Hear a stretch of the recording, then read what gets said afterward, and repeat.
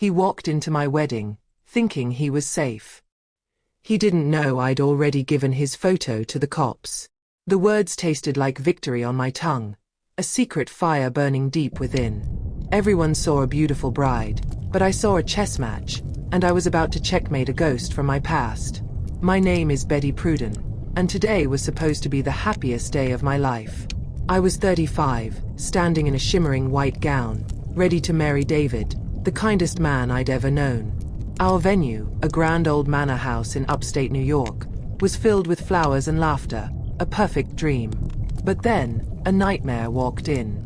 My sister, Clara, smiled too brightly, guiding a tall, familiar figure through the crowd. My breath caught, a cold, sharp shock. It was him. Elias Thorne. The man who had twisted my life into a knot of fear and tears years ago. Clara, bless her oblivious heart, had no idea. She thought she was being helpful, reconnecting me with someone from my past. "Betty, look who I found," she chirped, completely unaware of the storm brewing behind my forced smile. Elias looked smug, a dark shadow in my radiant day. He hadn't changed much, still possessed that dangerous charm that once fooled me completely. His eyes, though, held a flicker of surprise, then something darker, seeing me so happy, so free. He thought he could just waltz back into my life, a forgotten bad memory. Oh, how wrong he was. Every detail of this day had been meticulously planned, not just for my wedding, but for his downfall. The smile I offered him was sweet, but beneath it lay years of pain, now distilled into a potent, unyielding resolve. This was my moment. The music swelled, signaling the start of the ceremony. David stood at the altar, his eyes full of love, completely unaware of the predator lurking in the pews. My heart pounded, a drumbeat of anticipation and a thrilling, icy calm. The trap was set. Elias watched me, a smirk playing on his lips, believing he held some power. He had no idea that his image, carefully obtained from an old social media profile, was already circulating among law enforcement, thanks to a very quiet, very determined detective. As I took my first step down the aisle, I glanced at Elias one last time. His eyes met mine, and for a fleeting second, he saw it. Not fear, but a flicker of something he didn't recognize. Power. This wasn't just a wedding. It was the final act of my revenge. The wedding march played, a beautiful, ironic soundtrack to the end of his freedom. What would you do if your abuser showed up at your wedding? Let me know in the comments below, and don't forget to subscribe to see what happens next. The best is yet to come. My feet felt light on the soft white runner. At the end of the aisle, David was waiting, his smile a warm, safe harbor in a stormy sea. But my eyes kept darting back to the pews, to the shadow that had no right to be in my light. Elias. He thought he was a guest. He was only a ghost. His familiar smirk sent a chill through me, not of fear, but of sharp, cold memory. It was the same smirk he wore 5 years ago, the night he promised me the world. He spoke of a house with a white picket fence and a love that would protect me forever. I was a fool to believe him. Back then, I was 30, and his words were like honey. He was handsome, charming, and everyone adored him. My family, my friends, even my sister Clara thought he was a prince. "You're so lucky, Betty," she used to say. But no one saw what happened when the doors were closed. The fairy tale began to crack one rainy Tuesday. I wanted to go to my weekly book club. Elias's face turned dark. "You don't need them," he whispered, his voice suddenly cold. "You have me." That night, he accidentally spilled wine on all my books, ruining them completely. Slowly, he built a cage around my life, not with bars, but with his moods and his rules. He told me my laugh was too loud, my dreams were childish, and my friends were a bad influence. Soon, the only voice I heard was his, and it told me I was nothing without him. But the real reason a detective was waiting for him today wasn't just for the bruises he left on my heart. It was for the money. My entire retirement savings. The $60,000 I had worked my whole life for as a nurse, gone from my bank account the week I finally found the courage to leave. He swore he didn't take it. He cried, saying he was heartbroken that I would even think such a thing. He was a good actor. But I had one piece of proof, a secret I kept for years. Why did I wait until this exact day, my wedding day, to finally use it? I reached David at the altar, and his warm hand pulled me back to the present. The priest began to speak, his voice calm and steady. For a moment, everything felt perfect again. I looked into David's eyes and saw my future, a future free of fear. It was almost here. Then, I saw him. A man near the back, dressed nicely but with eyes that scanned the room like a hawk. He wasn't watching the ceremony. He was watching Elias.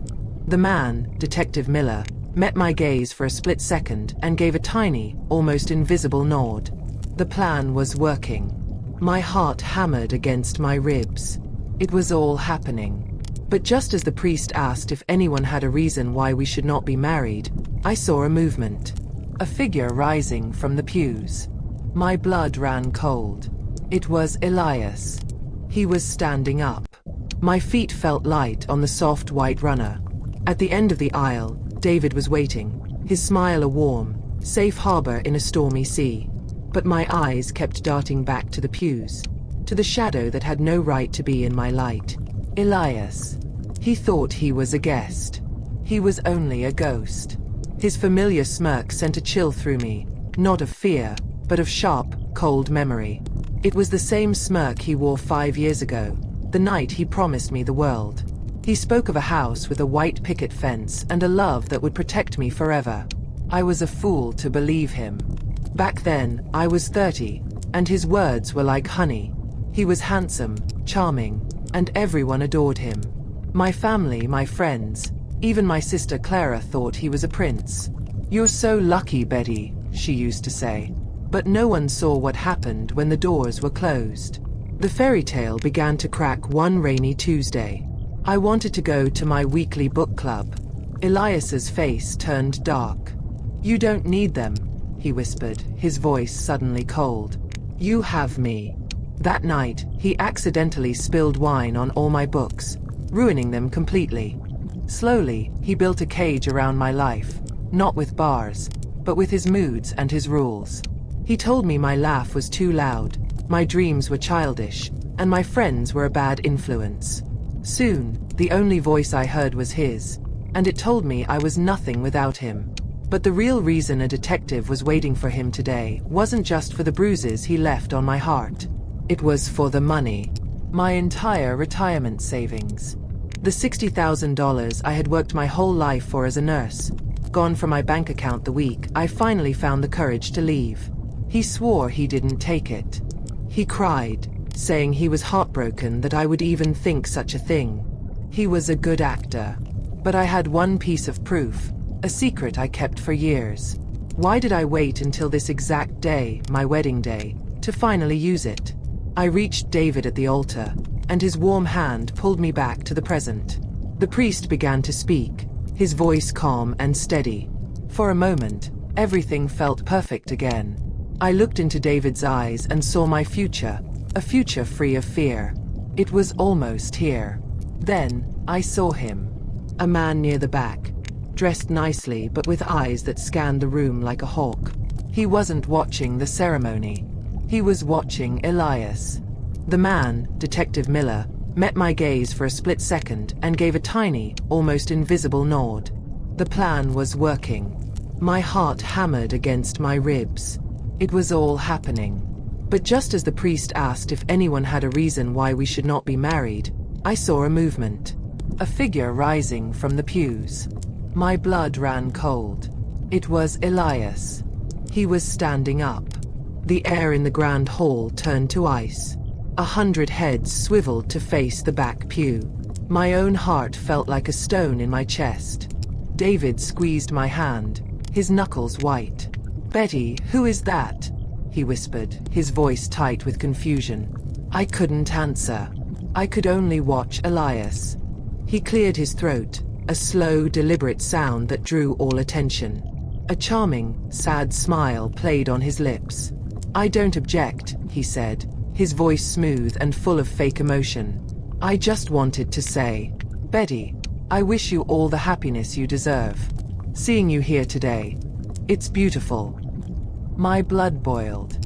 It was his old trick. The same one he used when he told my family I was being too emotional after he broke my favorite vase. He was painting himself as the good guy, the heartbroken ex who was noble enough to wish me well. He was trying to poison my perfect day with his performance. I saw some of the guests smile, touched by his words. My own sister, Clara, wiped a tear from her eye, beaming at his supposed kindness. They didn't see the monster. They only saw the mask he wore, the one he had perfected over years of lies. He was making them his audience. He wasn't trying to stop the wedding. This was something worse. It was a final, public display of power.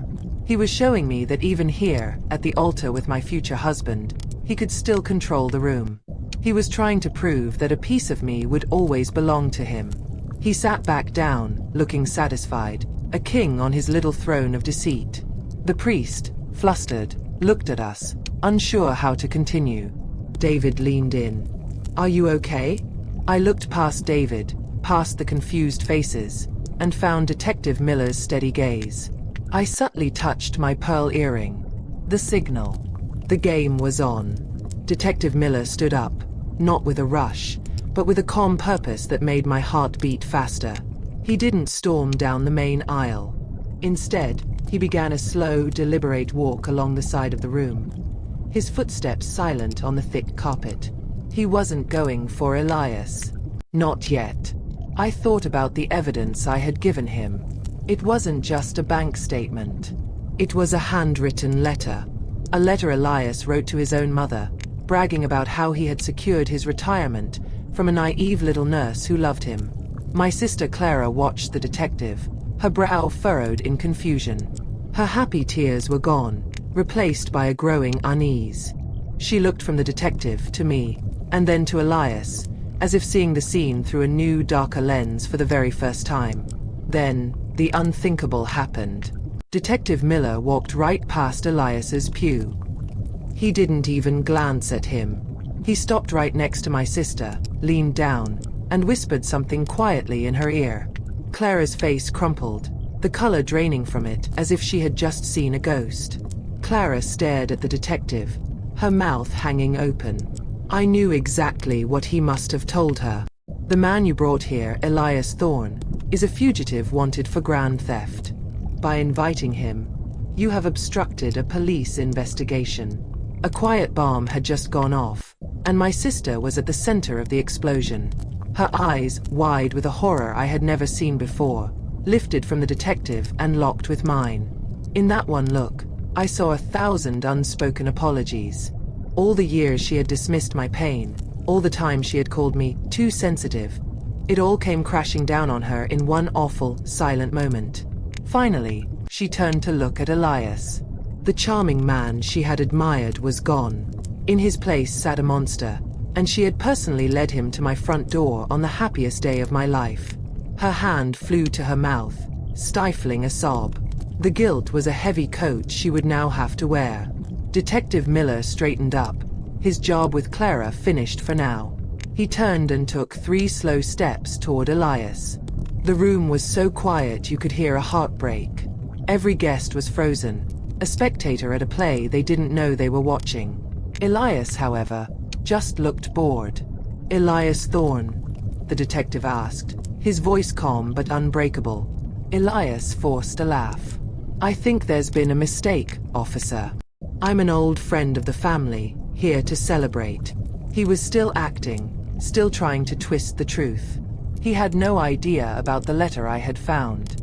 It was a letter he wrote to his mother, which I discovered tucked inside an old book he'd left at my apartment. "The little nurse gave me everything," it said. "She thought it was a promise for our future. I think of it as my early retirement." Finding those words had destroyed me, but saving them had saved me. David pulled me closer, his arm a protective shield around me. He turned to the priest. "Give us a moment." Then he faced our guests. "Everyone, please stay seated. My bride is safe. That is all that matters." His voice was firm, my anchor in the swirling chaos. $60,212, Detective Miller said, naming the exact amount. A sum you bragged about to your dear mother, didn't you? Elias's smirk finally dissolved. The mention of his mother was the one key I knew would unlock his panic. His mask was gone. The detective reached inside his jacket. This was it. The moment I had dreamed of for 5 long years. Justice was here, dressed as a wedding guest. Elias looked like a cornered animal, his eyes darting around for an escape that didn't exist. The whispers in the crowd grew louder. But before the detective could produce the handcuffs, a new voice pierced the silence.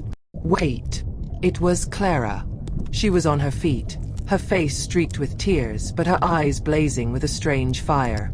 He didn't just take her money, she cried out, her voice trembling. There's something else. Something I never told her. The sound of police sirens faded into the distance, leaving a ringing silence in its place. Elias was gone. The monster had been caged and taken away, but his shadow still lingered, staining the white flowers and silencing the music. My perfect wedding, the day I had planned for a year, was over before it ever truly began. The guests didn't know what to do. They stood in small, awkward groups, whispering and staring. Some looked at me with pity, others with a hungry curiosity, as if I were the main character in a shocking television show. A few quietly began to gather their things, slipping out the grand doors. David, my wonderful, steady David, took charge. He spoke quietly to the priest, then turned to our remaining guests. Thank you all for coming, he said, his voice full of a strength I didn't feel. Betty and I appreciate you being here, but we need some time. Please, go and celebrate the day in your own way. As the room began to empty, one person remained, frozen in place. Clara. Her face was pale and streaked with tears. She took a hesitant step towards me, her hands trembling. Betty. I'm so sorry. I believed his lies. He told me it was an investment for you both, a surprise. I looked at my sister, the person who was supposed to be my closest ally. Her confession, that she knew Elias was taking the money but chose to believe his fantasy, was a second betrayal. A surprise, Clara? I asked, my voice dangerously quiet. Was it a surprise when I had to sell my car to pay rent? She flinched as if I had slapped her. She had no answer. The gulf between us felt 1,000,000 miles wide. Was she just naive, or did she secretly want to believe Elias because she was jealous of my happiness? The question hung in the air, another ghost in the room. I couldn't stand there a moment longer. I turned and walked away, my heavy dress trailing behind me like a chain. I found a small empty library off the main hall and sank into a velvet chair, the silence pressing in on me. Was this victory?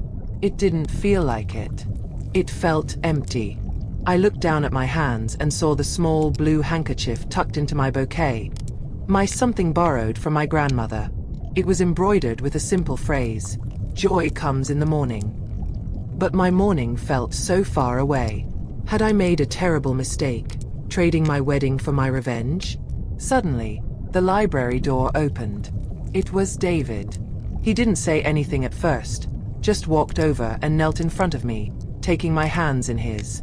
He looked at the ruined ceremony hall, then back at my tear-filled eyes. A slow smile spread across his face. "The party is over," he said softly. "But our wedding is not. I have a new plan, a better one." He gently wiped a tear from my cheek. "Go upstairs, take off this dress, and put on something comfortable. Meet me by the car in 10 minutes. Our real wedding day is about to begin." David's words hung in the air, a tiny spark of light in the darkness. A new plan. Our real wedding day. For a moment, I just stared at him, my mind too tired to understand. But the look in his eyes, so full of love and certainty, was enough. I trusted him. I nodded, and he smiled. Upstairs in the bridal suite, I unzipped the beautiful white gown. It felt like shedding a heavy skin. The lace, the pearls, The dream of a perfect day all fell to the floor in a heap. I wiped away my smeared makeup and pulled on my favorite pair of soft jeans and a simple blue sweater. I felt more like myself than I had all day. 10 minutes later, I met David by his old pickup truck. He opened the passenger door for me without a word. As we drove away from the Grand Manor, I didn't ask where we were going. For the first time in a long time, I was letting someone else be in control, and it felt surprisingly safe. We drove through the quiet suburban streets as the sun began to set. David reached over and took my hand. "Today wasn't about the party, Betty," he said softly, as if reading my mind. "It was about you finally closing a very heavy door. Now we get to open our own." After about 20 minutes, he pulled into a familiar parking lot. My breath caught in my throat. It was the Oakwood Senior Care Center, the nursing home where my grandmother lived. She had been too frail to come to the big wedding, a fact that had quietly broken my heart. "What are we doing here?" I whispered, my eyes filling with fresh tears. But this time, they were not tears of sorrow. David just smiled and squeezed my hand. "You can't get married without your biggest fan, can you?" The question of how he arranged this hung in the air, a testament to his quiet love. A nurse greeted us at the door with a knowing smile. "We've been expecting you," she said, leading us through the quiet halls. She didn't take us to my grandmother's room. Instead, she led us outside to the home's small, peaceful garden, filled with twinkling fairy lights.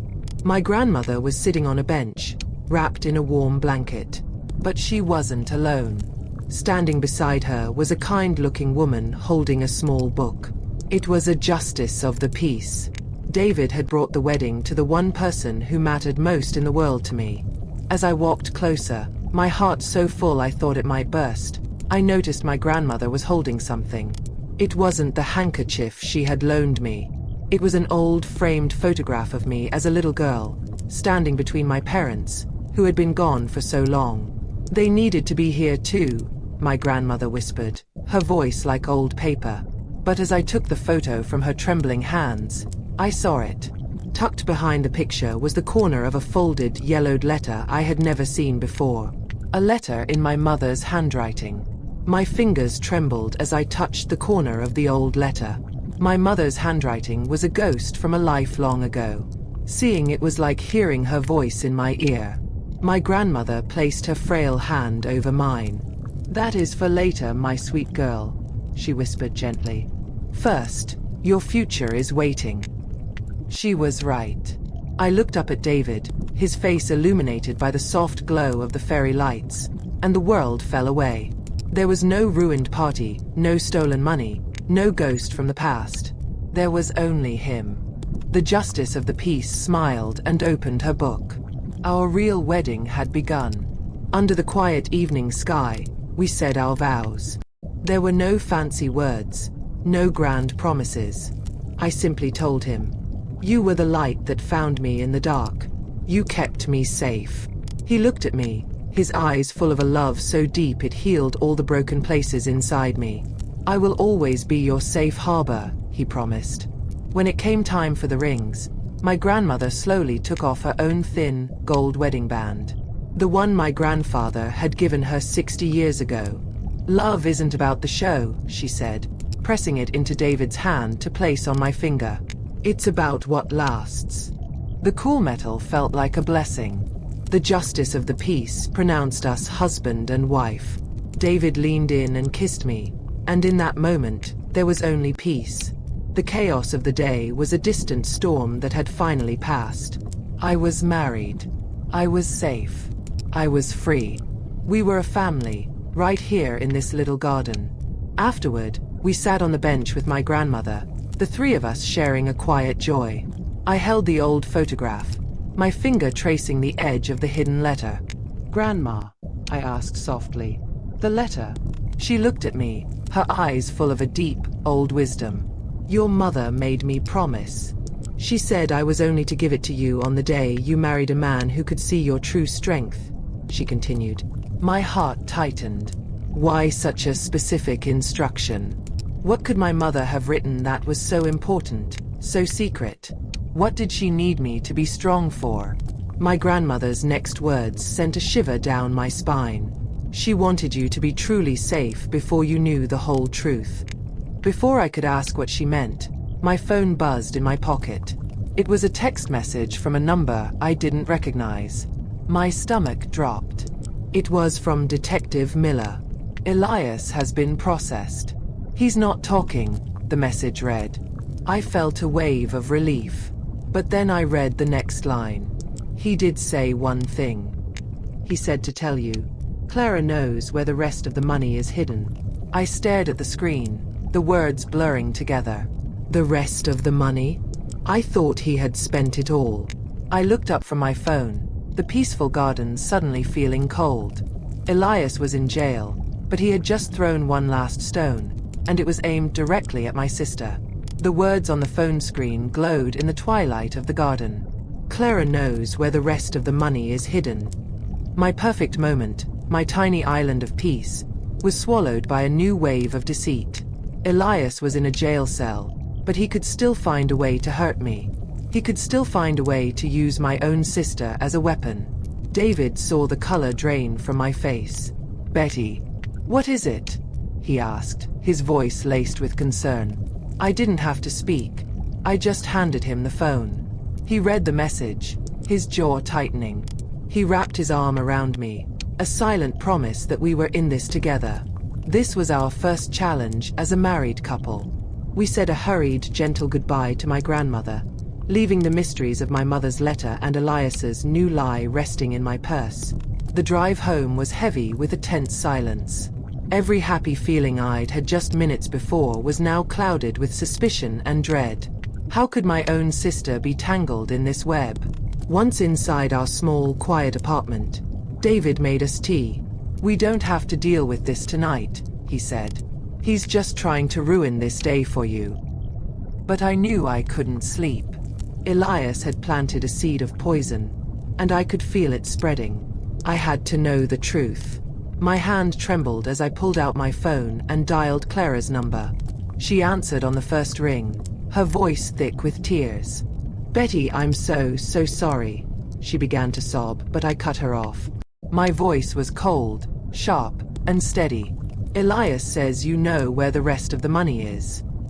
A choked gasp came from the other end. What? No. He's a monster, Betty. He's lying. He's just trying to turn us against each other, she cried hysterically. But her denial sounded too fast, too desperate. She was hiding something. The old, familiar sick feeling of being lied to crept back into my heart. Stop it, Clara, I said, my voice dangerously low. Just stop.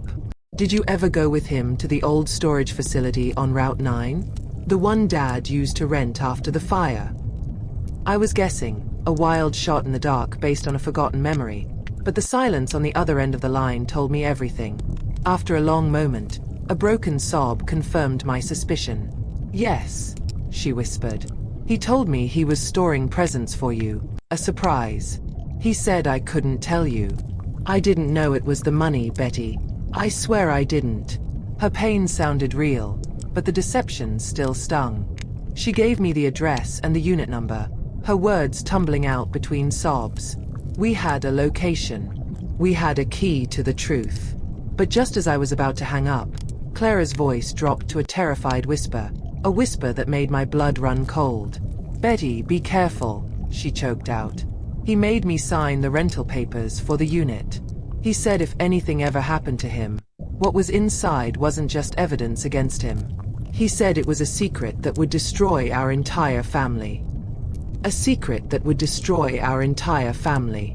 Clara's words echoed in my head, a final threat from a man already in chains. Elias had built his life on lies, and this felt like his biggest one yet. David and I looked at each other. We knew we couldn't go to the police with only a ghost story. We had to go ourselves. We had to see what was inside. The storage facility was a cold, lonely place, a maze of identical metal doors under buzzing fluorescent lights. When we rolled up the door to Unit 237, the air that escaped was stale and damp. Inside, stacked in a corner, were several duffel bags. David unzipped one, and my breath caught. It was full of cash. The rest of my money. But that wasn't the secret. Deeper in the unit sat a small, heavy, locked metal box. It looked old. As I stared at it, I felt the crinkle of my mother's letter in my purse. A strange feeling washed over me, a sense of connection, of destiny. I knew, somehow, that the letter and the box belonged together. With trembling hands, I pulled out the yellowed envelope and opened it. My mother's neat, familiar handwriting filled the page. "My dearest Betty," it began. "If you are reading this, you have found a good man, and you are safe. Now you need to know the truth about the fire that took your father's workshop." The letter explained everything. The fire wasn't an accident. Your father's business partner cheated him, then burned the workshop to hide the evidence. That man had a son, a boy who grew up to be just like him. That boy was Elias Thorne. My father had been collecting proof against Elias's family for years. My mother had hidden that proof after he died, terrified that Elias's family would hurt us. The box in front of me wasn't Elias's at all. It was my father's. Elias had found it and was keeping it, a final piece of blackmail to hold over everyone. It was his last, most evil trick. My mother's letter told me the combination. My father's birthday. I knelt and turned the dials. With a soft click, the lock opened. Inside was not a bomb or a terrible secret about us. It was a ledger, full of my father's notes, and documents that proved the crimes of Elias's father. The secret didn't destroy our family. It set us free. It was the truth of a betrayal that had haunted us for decades without us even knowing it. Elias hadn't just stolen my money. His family had tried to steal our entire history, our name, and our future. But they had failed. We took the box and the money straight to Detective Miller. The story was finally over. Not just my story, but my father's too. Clara, free from Elias's shadow, is slowly trying to earn back my trust. David and I, we finally got our honeymoon. We are finally at peace, building a future on a foundation of truth. Betty's story is a reminder that the past never truly stays buried.